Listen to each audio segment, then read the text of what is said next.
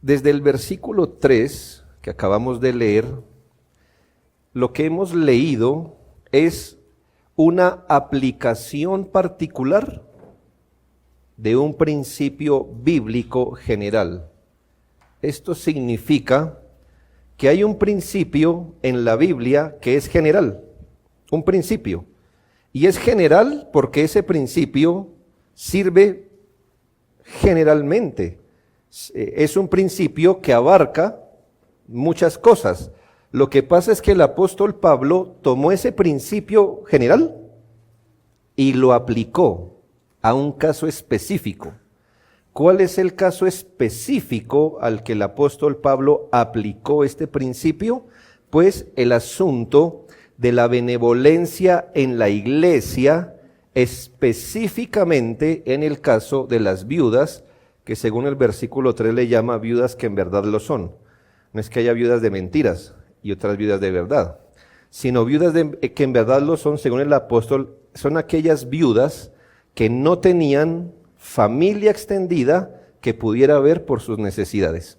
La que realmente estaba sola, la que no tuviera vivo ningún miembro de la familia que le pudiera dar la mano. Esta es viuda que en verdad lo es, para entender el contexto bíblico.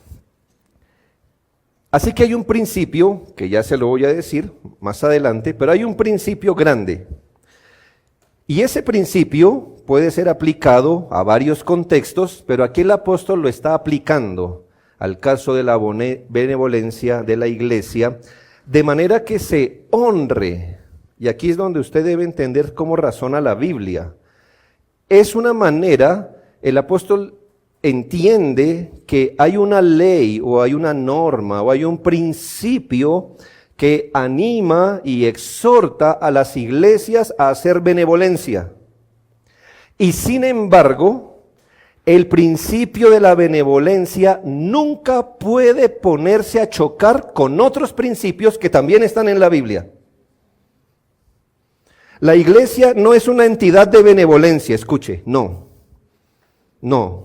La iglesia no es un comedor comunitario, no es un lugar donde usted va a reclamar un mercado, cada tanto la gente viene aquí a pedir. No, esta es una iglesia, hermano.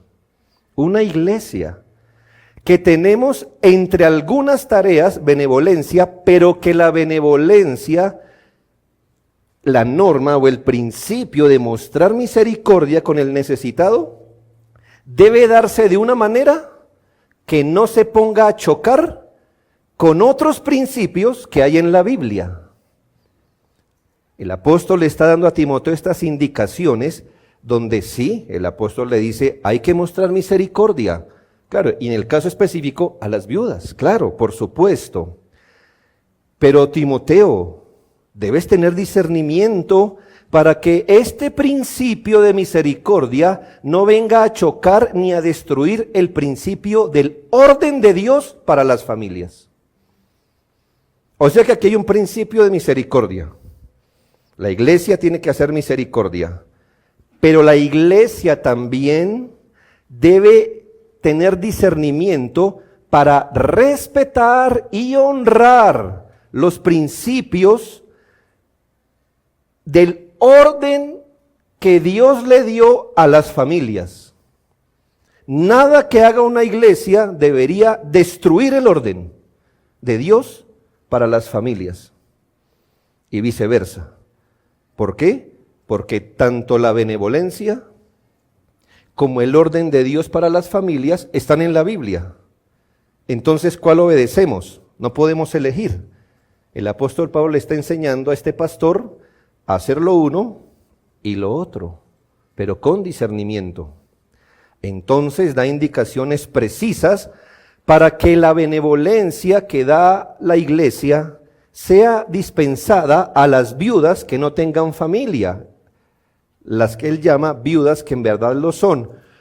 Porque de tener familia, es voluntad de Dios que los hijos o nietos no sean desobligados ni relevados de su labor. El versículo 4 lo dice claramente. Pero si alguna viuda tiene hijos o nietos, Aprendan estos primero a ser piadosos para con su propia familia y a recompensar a sus padres, porque esto es lo bueno y agradable delante de Dios. Entonces, ¿qué nota usted allí? Que, por supuesto, la iglesia debe dispensar ayuda, en este caso específico, ¿no? ¿A quiénes? A las viudas que en verdad lo son. ¿Quiénes son ellas? Las que no tienen ningún familiar vivo. ¿Por qué? Porque de tenerlo, la iglesia nunca puede destruir el orden de Dios de las familias. La iglesia jamás debe desobligar a los hijos que deben ver por sus padres. La iglesia nunca debe desobligar a los nietos que deben ver por sus abuelos. ¿Me hago entender? La iglesia no es corazón. Ay, ¿qué está pasando necesidad? Sí. Por eso las iglesias hacemos preguntas. ¿Hay hijos? Sí, lo siento. Ellos deben hacerlo. No, no tiene hijos. Nietos. Bueno, no nietos pequeños, ¿no? ¿Me hago entender? Nietos que puedan. Sí tiene. ¿Ok? Ellos deben hacerlo. El evangelio no vino a destruir los vínculos naturales de la familia que Dios mismo instituyó. El evangelio vino a honrarlos. Entonces, ¿qué hace Timoteo? Entonces, ¿le damos o no le damos? Bueno, hay un orden para lo uno sin destruir lo otro. Es importante que una iglesia muestre misericordia y ejecute ministerios de benevolencia. No solamente es importante, hermanos, es algo que las iglesias debemos hacer porque así nos ha sido ordenado por Dios. Es voluntad de Dios y sin embargo debe hacerse de manera que no se desobligue ni se destruyan las responsabilidades que los vínculos naturales de la familia deben proveer según la voluntad de Dios. De manera que si una persona le falta el sustento de manera regular, y entiendes aquí lo que voy a decir, una providencia aflictiva la podemos tener todos y las iglesias debemos estar pendientes para subsanarlas. Estoy diciendo que si una persona le falta el sustento de manera regular, ¿entiende la distinción? Una cosa es que hoy falte o mañana falte o por una temporada falte. Otra cosa es que si a alguien le falta el sustento de forma regular, ordinaria o permanente, la iglesia debería preguntarse, ¿es un caso que nos toca atender? Sí, nadie está exento, hermanos, que un hermano caiga en calamidad o cualquier cosa, se le da la mano, muy bien. Pero si ese asunto se hace permanente, la iglesia debe preguntar, ¿qué pasa aquí? ¿Qué está pasando? ¿Por qué? Porque si la persona necesita asistencia regular, la iglesia debería preguntarse, ¿quién es responsable? ¿La iglesia o su familia? ¿Me estoy haciendo entender, hermanos? ¿Lo ve en la escritura por ahora? No diga que es que en la iglesia no tenemos amor ni misericordia y mire cómo se portan de mal y yo qué tanto y no sé qué y que el amor. Pues el amor es bíblico, hermanos. El amor no hace nada indebido. El amor de la benevolencia no puede pisotear el principio del orden de Dios para las familias. La iglesia debería preguntarse si es un caso que le toca atender o si existe un vínculo natural de familia que se haga cargo y que lo debería hacer. Si una iglesia, al querer hacer misericordia permanente con una persona, misericordia permanente, se salta al orden bíblico de un hogar, está haciendo chocar un principio con otro y no solo desobedece a Dios, porque está levantando un principio, pisoteando otro, sino que promueve que la familia que se debe hacer cargo se sitúe en una categoría de impiedad peligrosa. Note los versículos 7 y 8. Mire lo que puede hacer una iglesia si desobliga el orden de la familia. Manda, le dice el apóstol, no sugiere ni míralo si lo... No, manda también estas cosas para que sean irreprensibles, es decir, para que la iglesia sea irreprensible, porque si alguno no provee para los suyos, y mayormente para los de su casa, ha negado la fe y es peor que un incrédulo. Mire en qué categoría se nos pone una familia que no se responsabilice de lo que debería responsabilizarse. Por eso la iglesia no puede simplemente Man, un momento, es que usted no es dueño de lo suyo, usted es administrador de lo suyo.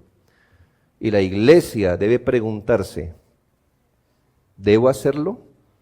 Es decir, permanentemente, que eso es el caso que está aquí, una viuda que permanentemente necesitaba ser sustentada. Entonces, si una iglesia, por hacer misericordia, desobligaba a una familia, ¿qué dijo el apóstol? Que si alguno no provee para los suyos, es que, hermanos, peor que un incrédulo. ¿Por qué? Porque unos incrédulos miran por los suyos. Y en la práctica ha negado la fe. Y en ese asunto se está portando peor que un incrédulo. Solo por medio de la obediencia a lo que el Espíritu Santo enseñaba, se salvaguardaba la voluntad de Dios, tanto en la iglesia como en la familia. Dios es un Dios de orden. Y por eso el apóstol inspirado dice, no me ponga un principio a pelear con el otro. Si usted obedece, mire que se van a honrar los principios tanto de la iglesia como de la familia. El versículo 16 así lo enseña. Si algún creyente o alguna creyente tiene viudas, que las mantenga. ¿Qué principio se está honrando aquí? El de la familia. Y no sea agravada la iglesia. ¿Qué principio se honra aquí? El de la iglesia. ¿Sí nota? Lo uno y lo otro, a fin de que haya suficiente para las viudas, que en verdad lo son. ¿Sí nota que hay para todos? Si se sigue el orden, la viuda que tiene familia es atendida por su familia. Y la iglesia no es gravada. ¿Para qué? Para que la iglesia entonces pueda darle a las viudas que en verdad lo son. ¿Sí ve, hermanos, que seguimos el orden bíblico? Nadie sufre. Cuando uno obedece al Señor, nadie sufre. Y todo está bien. Hermano, yo sé, vuelvo y le digo, es un principio aplicado.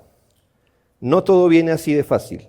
Y por eso las iglesias necesitamos coordinar con los pastores el ministerio diaconal. Y animo a la iglesia a que demos un paso firme en esto y que no sigamos dando vueltas como el perro que quiere morder su cola, que nunca la va a alcanzar. ¿Por qué, hermanos? Porque vamos a suponer que una persona tiene familia, pero esta familia se niega a ayudar.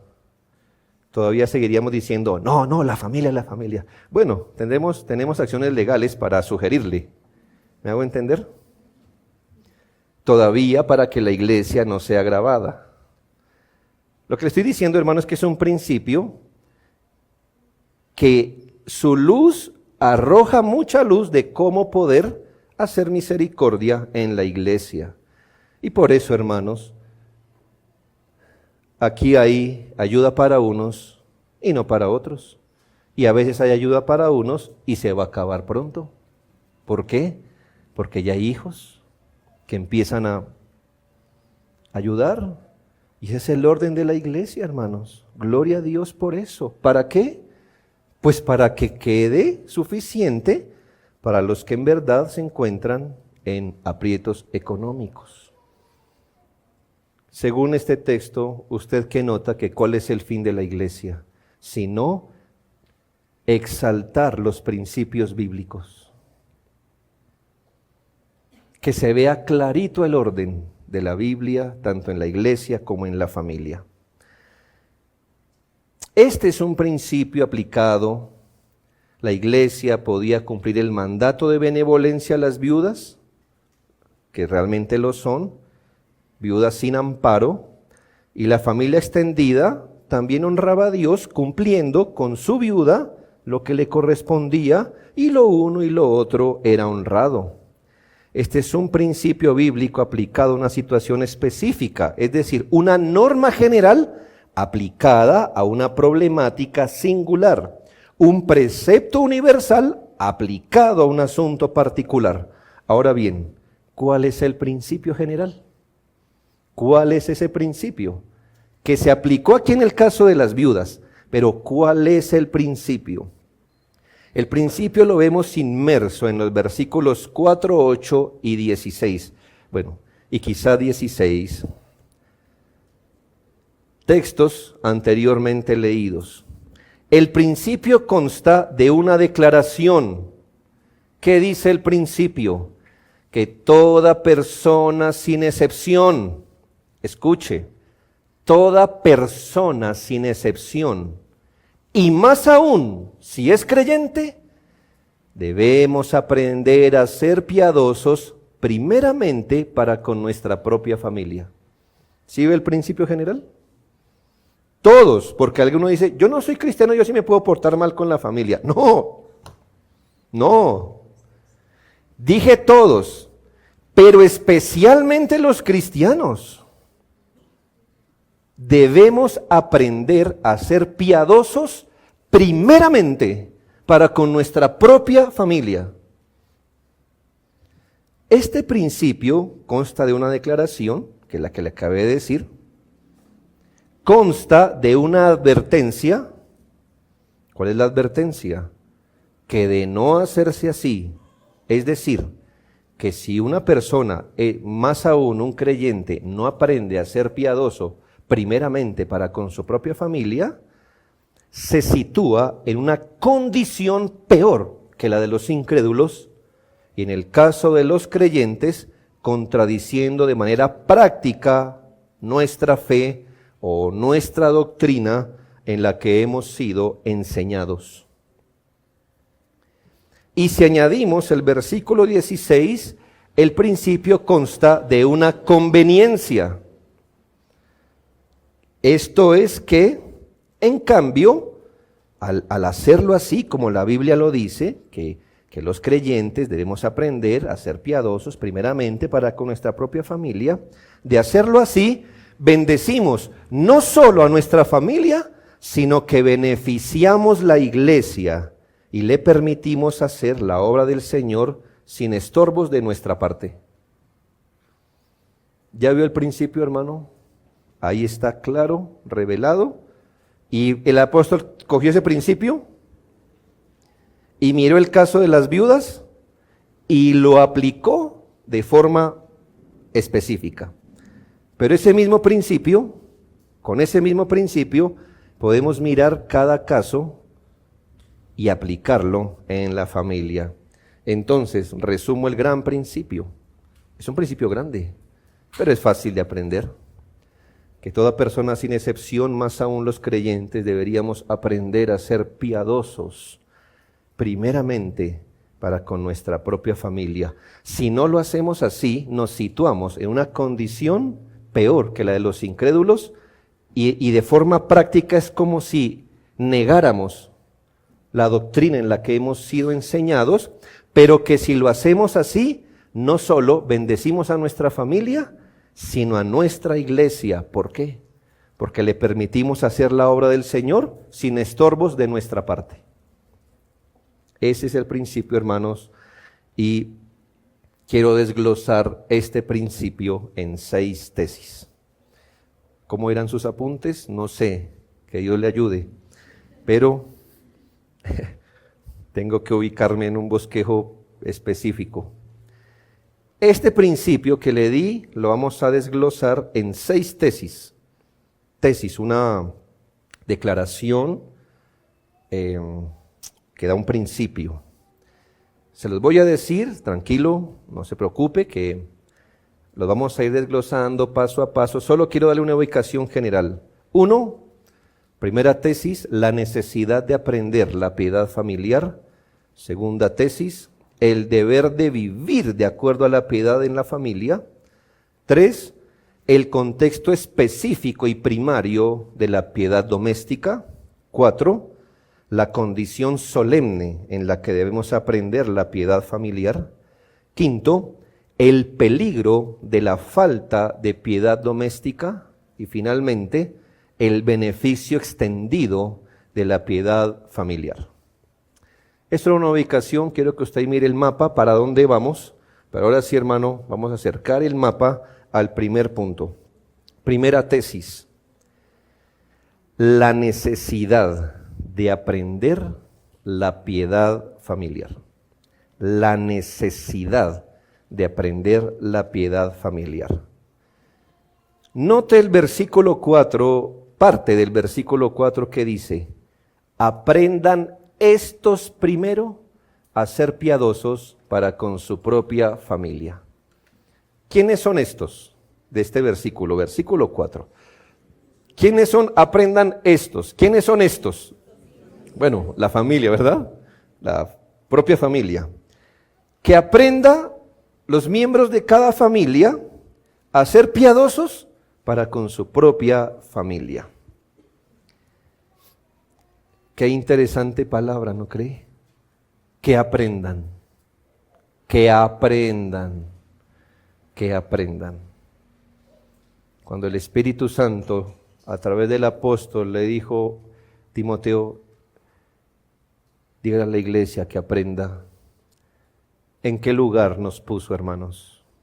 Sino en el lugar de la ignorancia de este principio. Aunque sea natural venir a este mundo en una familia, aunque sea natural que por ser familia convivamos y nos tratemos, aunque sea común y natural que aprendamos empíricamente a desenvolvernos en nuestras familias, empíricamente es todo aquello que viene a través de la experiencia. Empírico es lo contrario a teórico. Lo teórico lo que se queda en teoría, lo empírico lo que se aprende por la experiencia. Aunque sea común que aprendamos empíricamente a desenvolvernos en nuestras familias, no es natural vivir de forma piadosa en nuestra propia familia. Eso nos toca aprender. Es natural estar en una familia, es natural que nos tratemos, es natural que aprendamos a vivir o a sobrevivir o como quiera que le llame, a tratarnos, todo eso. Todos tenemos familias, ocupamos una posición, lo que sea, eso es natural. Lo que no es natural y nos toca aprender es a vivir de forma piadosa. Aprendan, dice el texto, a ser piadosos. Aprendan a ser piadosos, porque eso sí no es natural. Eso no viene adjunto a la conformación de una familia. Es algo así como que cuando le estoy poniendo el anillo a la que es mi esposa, junto con el anillo viene el entendimiento de todo lo que significa ser familia. No. Eso no es que después de la noche de boda usted se acostó ignorante de cómo ser piadoso para con su propia familia y se despertó piadoso para con su propia familia. Si esto no se aprende, nunca se va a practicar, porque somos ignorantes. Usted no me puede sacar aquí su cartón y decir, llevo 15, 20, 50 años. ¿Eso qué comprobaría? No comprobaría nada. Porque usted debe aprender a ser piadoso. De pronto usted tiene experiencia en familia, sí, cómo no. Se ha permanecido 40, 30 años, usted tiene experiencia familiar. Lo que no tiene experiencia, si no ha aprendido, es a vivir piadosamente, primero para con ellos. De hecho, si la Escritura nos dice que todos, creyentes e incrédulos, debemos aprender a ser piadosos para con nuestra propia familia, es porque nadie viene a este mundo aprendido en esta materia.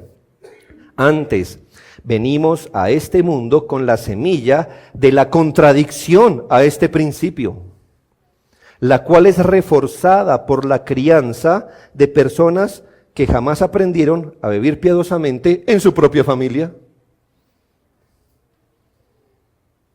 Todos tenemos la semilla de destrucción de nuestra familia. ¿Por qué las peleas? Porque el esposo se levantó dispuesto a edificar, ¿verdad? O la esposa o los hijos. No, por eso se destruyen las familias. Y ese tipo de conductas que usted aprendió de dos personas que no aprendieron a vivir piadosamente, usted las repite y las afianza por la crianza, y así tenemos una alimentación de falta de piedad familiar, pero así aprendimos, hermanos, a vivir. Es así que por tradición y la fuerza de la costumbre aprendimos a vivir en familia, pero no piadosamente. Una cosa es aprender a vivir en familia, otra cosa es aprender a vivir piadosamente, como dice la Escritura. Sí, hermanos, aprendimos a buscar el bien como bien pudimos, la armonía como se nos ocurrió, la convivencia, la solidaridad, la cooperación, el amor, pero todo eso lo aprendimos a hacer lejos de la piedad. Y por eso el fracaso en las familias. Esto pone de manifiesto, hermanos, que debemos ser enseñados en los principios de la piedad doméstica, porque no son principios que se supongan o se intuyan. No se suponen ni se intuyen. Deben ser enseñados y deben ser aprendidos. No diga, ay, sí se me hacía que era... No, a usted no se le hacía. Y vamos a suponer que se le hacía. ¿Qué consuelo es saber para dónde usted tiene que ir y no tener la capacidad para ir allá? Aun si pudiéramos intuir los principios, nuestra naturaleza caída está tan opuesta a lo bueno que nos daría igual saber qué es lo que tenemos que hacer si no tuviéramos la capacidad de poderlo hacer. Qué bueno saber el tipo de familia que debo tener, pero qué pesar no tener el barco para poder atravesar el mar y llegar allá. Nos daría igual saber o no saber. Sin embargo, la verdad es que al ser estos principios de piedad doméstica revelados en la palabra de Dios, no vienen por gracia común, vienen revelados por gracia de Dios. Por gracia común nos viene el aprender a vivir en familia, pero por la revelación de la palabra aprendemos a vivir piadosamente con nuestra propia familia. ¿Entiende? Por gracia común aprendimos a vivir en familia, pero tiene que venir de la Escritura la manera de decirnos cómo vivir piadosamente de forma primaria con los nuestros. Estos principios nos deben ser enseñados, nos deben ser impartidos, debemos ser educados en ellos, debemos recibir formación en la materia de la piedad familiar. Ya que esto es así, cada familia, empezando por sus cabezas, papá y mamá, deben considerar y discernir los principios sobre los cuales está fundamentada la convivencia familiar. Entonces le invito esta mañana a hacer esta reflexión. Piense sobre qué principios está fundamentada la convivencia en mi familia. Si los principios de la piedad que deben ser aprendidos son los correctos, y así lo es, entonces eso hace quedar muy mal la tradición, la costumbre, la experiencia, el pragmatismo, la inercia, la creatividad y más como fundamentos de la vida doméstica. Si es solo por la Escritura que aprendemos a tener familias piadosas, entonces ¿dónde va a dejar la experiencia, la costumbre, la tradición, el pragmatismo, la inercia como fundamentos de su hogar? No tienen cabida. Son fundamentos vanos, son fundamentos quebradizos. Déjeme explicarle. Si usted se pregunta, pregúntese, ¿por qué en mi casa hacemos esto? ¿No se ha puesto a pensar nunca? Cualquier cosa en su entorno. ¿Por qué lo hacemos? ¿Por qué hablamos así? ¿O por qué nos hablamos así? ¿Por qué nos tratamos de cierta manera? ¿Por qué nos gusta tal o cual cosa en familia? ¿Por qué tenemos esa costumbre? ¿Por qué hacemos siempre ese tipo de inversiones? ¿Por qué nos expresamos el amor de cierta forma? ¿Qué fundamento encontraría usted?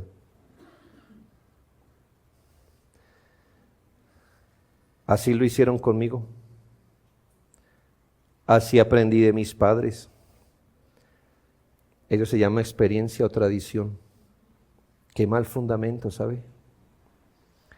Simplemente así se fueron dando las cosas. Eso es inercia. Inercia viene de inerte, de dejarse llevar. ¿Por qué se tratan así? Pues así resultamos, así. ¿Por qué esa costumbre familiar? ¿Por qué siempre hacen ese tipo de inversiones? Inercia. De esta manera me ha dado resultados. Eso es pragmatismo. O sea que si darle el coscorrón al niño le funcionó, pues así se estandarizó, palabra del papá, mamá, así se estandarizó para siempre y siempre jamás. ¿Me hago entender? ¿Por qué? Porque eso funciona. Pues sí funciona, hermano. Pero usted debe preguntarse, ¿es bíblico? ¿Me hago entender? Lo vi en otros, como es la costumbre de quien está sin criterio. Pero es que aquel hermano lo hace, yo lo hice. Es que a fulanito le funciona, mire que el hijo está calladito, entonces yo lo hago. ¿Ese es un buen fundamento, hermanos? Se me ocurrió, eso es creatividad. De esta manera me siento bien. O sea que usted es el que no disciplina a sus hijos, porque eso se siente muy mal hacerlo, ¿no cree? Etcétera, etcétera, etcétera. O el irreflexivo, ni siquiera lo he pensado. Dejemos quieto ahí la cosa, así hemos aprendido a vivir. Hermanos, así no se construyen familias piadosas. Así sobrevive su familia, pero no se forman, ni se fundamentan, ni se tienen familias piadosas.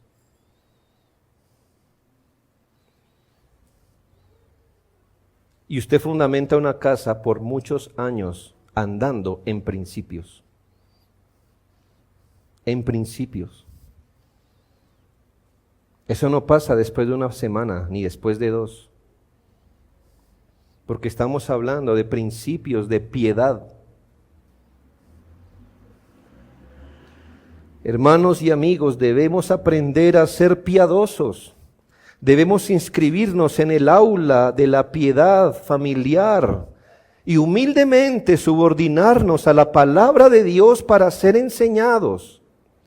Debemos responder con humildad, sed y expectativa a la voz de Dios que nos dice en el Salmo 34:11, venid hijos, oídme, el temor de Jehová os enseñaré. Debemos responder con humildad y expectativa a la voz de Dios en Isaías 1:17, aprended a hacer el bien. Es a lo que debemos aprender, hermanos. Esa arrogancia de sentirse mal cuando se nos enseña la piedad familiar, de sentirnos como, ¿y quién es él para decirme yo cómo debo vivir en mi familia? Eso de que, ya que me va a enseñar a mí si yo ya crié. O, uy, eso es muy exagerado en esa iglesia, más bien voy a irme suavemente de esta iglesia porque es que son muy exigentes. No se trata de eso. Yo prefiero otra cosa. Pues por preferir otra cosa a la Biblia es que pasa esto, hermanos. O somos un matrimonio o padres modernos. El padre moderno rara vez habla con el hijo, pero con el perro tiene buenas conversaciones. Yo veo ese cuadro lamentable, deprimente y miserable cada tanto. Ay, no, ven acá. ¿Hablándole a un perro? Es que, ay, no, ven acá. No, sí, le está entendiendo, ¿verdad? Y al niño viaja el coscorrón, ¿no?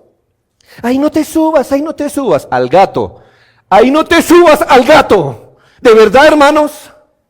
Hablándole a los animales, ¿qué sigue? ¿A las piedras, a las paredes? Y a los niños ni siquiera se les enseña un versículo. Y a los niños, si se les deja subir en el sofá con los pies, con zapatos para ensuciar.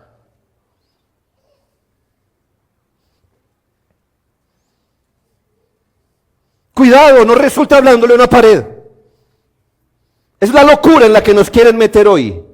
Haría bien en vender su perro y concentrarse en sus hijos, porque hay que aprender primeramente a ser piadosos con la familia, hermanos, con la familia, y eso cuesta tiempo y cuesta dinero. Y energía que una mascota se la roba, se la roba. Usted que tiene mascota, dígame si sí o no. Tiempo, dinero, energía, que bien puede sembrar en sus hijos, a ver si levantamos una generación de piedad. Siga diversificando su atención y verá que el perro sigue orinándose porque es un animal, y su hijo rebelde, y su esposa no sujeta, y el hombre desobligado.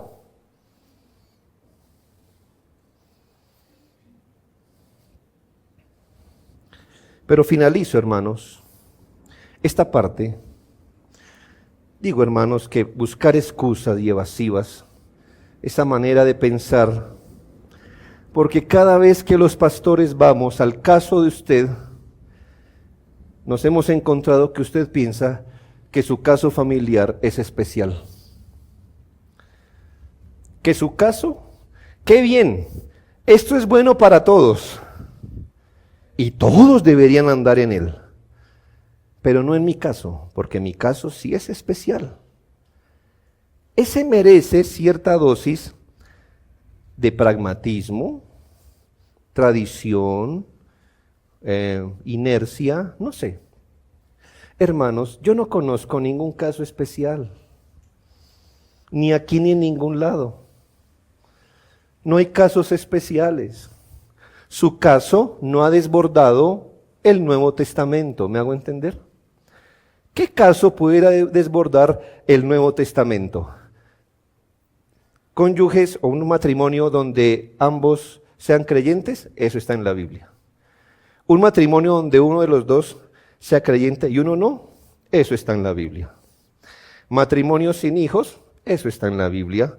Matrimonios con hijos, eso está en la Biblia. Viudez está en la Biblia. Separación está en la Biblia. Divorcio está en la Biblia.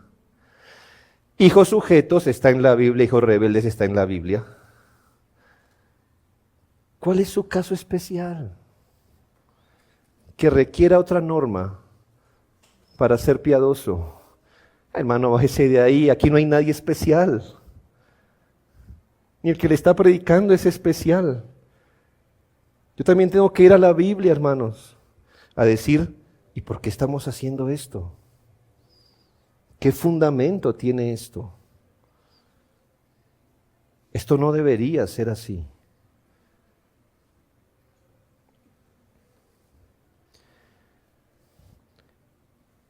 Si usted piensa que su caso es especial, esa es la gangrena que va a destruir cualquier intento de construir una familia de piedad. Finalizo este primer punto.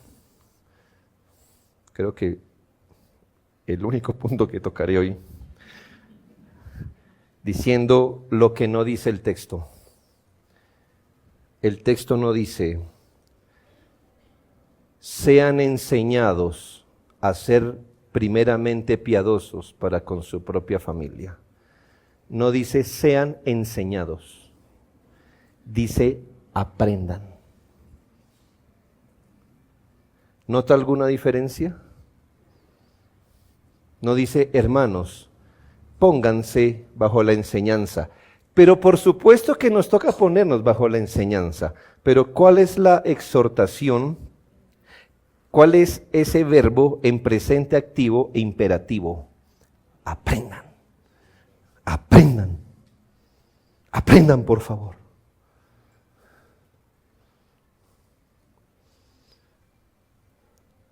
Verbo, aprendan. Presente activo, aprendan constante y permanentemente. Aprendan constante y permanentemente. Hermanos, las familias tenemos estructura, pero somos dinámicas. Porque ni usted es el mismo siempre, y en la familia cosas siempre van a pasar. Usted se ha imaginado, ay, yo voy a hacer, y cuando ya todos mis hijos salgan de casa, descansaré. Bueno, descansaré en un sentido. Pero viene otro asunto, y viene el achaque, que no estaba previsto, ¿verdad? Para el matrimonio joven, no estaba previsto. Y cosas pasan, hermanos. Entonces nos toca siempre presente aprender. Usted no va a decir, bueno, ya que el pastor aprendió, ya que el pastor Castañeda, ya, él como ya aprendió, obviamente, hermanos, usted no construye casi 50 años de matrimonio, ¿ya? Pero hermano, estoy seguro que él tiene que ir a la Biblia y decir, esposa, por aquí no es. Eso es humildad, hermano. Porque a uno lo hace la experiencia, a uno lo hace la obediencia a la palabra de Dios.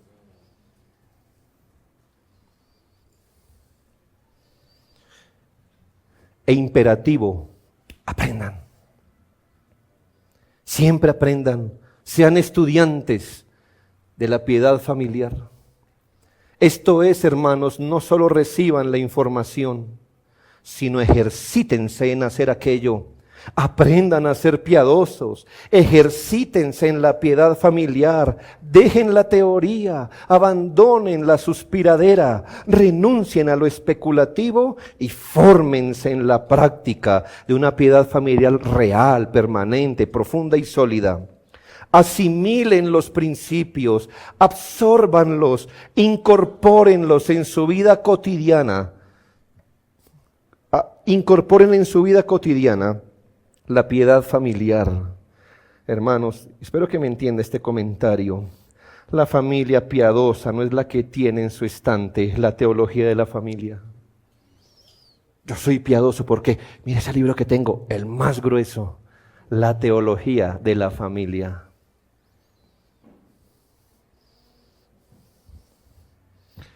Voy a ir más allá. Ni siquiera la familia piadosa es la que estudia la teología de la familia. El estudio es solo el medio. La familia piadosa es la que vive de acuerdo a la palabra de Dios. La que vive. Usted se puede ir a la tumba con la teología de la familia en la cabeza y falló si no la llevó a la práctica.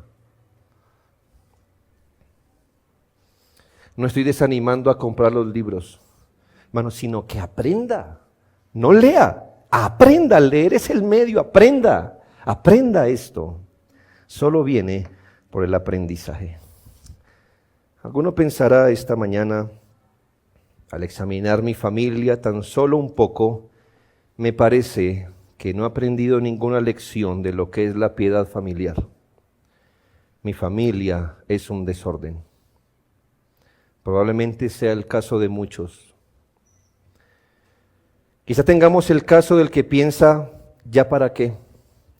Ya tengo hijos y nietos y erré el camino. Alguno lamentará, si pudiera devolver el tiempo lo haría a la manera de Dios. Otro quizás se ha visto confrontado y tenga que confesar que a pesar de haber sido instruido, se ha hecho tardo para oír, tardo para aprender, lento para asimilar, pesado para incorporar las enseñanzas de piedad familiar.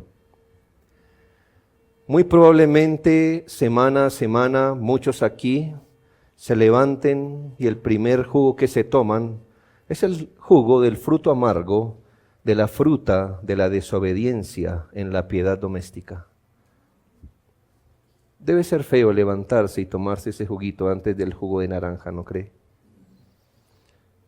Del fruto, beber del néctar, de ese fruto amargo de la desobediencia en la piedad familiar. Día y noche tenga que tomarse su vasado de ese néctar amargo de haber menospreciado la sabiduría de Dios. Queridos hermanos, no traeremos nuestro corazón hoy día en genuino arrepentimiento delante de Dios con la firme procura que a partir de hoy nos comprometeremos a aprender y aplicar la piedad doméstica. ¿Cuánto tiempo más quisiera andar por ahí sin arrepentimiento, sin una procura real de tener una familia piadosa? ¿No buscaría hoy el perdón primeramente en Jesucristo, la restauración a la comunión que hemos manchado por nuestra negligencia? ¿No buscaría del Señor la fuerza capacitadora para aprender a ser piadoso? Mire, hermano, absolutamente, siempre, sin excepción, una vida falta de piedad familiar es solo muestra del abandono de la piedad personal. Usted no me dice, soy un hombre piadoso personalmente y familiarmente no. El abandono de la piedad familiar es solo una muestra del abandono de la piedad personal. Entonces exhortamos a todos aquellos que se han hallado faltos a reconocer su pecado delante de Cristo, regar con lágrimas del corazón sus negligencias, humilde y sentidamente pedir perdón a Dios, pedirle restauración y ayuda para que sean borrados vuestros pecados, para que vengan de la presencia del Señor tiempos de refrigerio. Pero tengamos ánimo y humildad para acercarnos a Cristo, no solo como sacerdote que perdona. Tengamos ánimo para acercarnos a Cristo como nuestro Maestro de piedad. Él no solo nos enseñó qué tipo de hijo fue, qué tipo de hermano fue, qué modelo es el Señor. Le dije que era un principio general el que vimos, ¿no es así? ¿Lo practicó Cristo? ¿Cómo lo sabe? Muchos piensan que el hecho que José no haya estado al lado de la cruz como su madre es que él ya no estaba con ellos, que él ya había muerto. Y dando su vida por la iglesia, le quedó un momento para encargar el cuidado de su madre. ¿Eso qué le indica? Que cómo vivía él. ¿Usted pensaba que era un evangelista desobligado con su mamá? ¿De los evangelistas modernos? No, hermanos, vivía el ministerio, pero parte de lo que ganaba iba para su madre. O no hubiera podido mirar a los demás y enseñarles la voluntad de Dios. Vengan a Cristo como Maestro. Una de las mejores muestras que comprueban que usted se ha arrepentido de verdad de su fracaso familiar o de su incapacidad o de sus tropiezos, será el ánimo de aprender y practicar la piedad. Será esa sed por ser íntegros de corazón y dejar que Cristo ejerza su señorío por su palabra en nuestras vidas y hogares, sin ningún temor ni prevención, sino con gozo y expectativa. Hermanos, es posible vivir y crecer en piedad familiar con la ayuda y direccionamiento del Señor. Nadie ha hablado de familias perfectas, sino de familias piadosas, lo que incluye saber qué hacer cuando el pecado aparece. Nuestras familias pueden llegar a ser familias bendecidas y de bendición para otras en la gracia y la voluntad de Dios. Familias de piedad en su composición, orden, tratos, palabras, propósitos, hábitos y más. Familias que den alabanzas y loores a Dios. Hermanos, que Dios nos bendiga en esta procura. ¿Qué hacemos por tener familias piadosas? Oremos.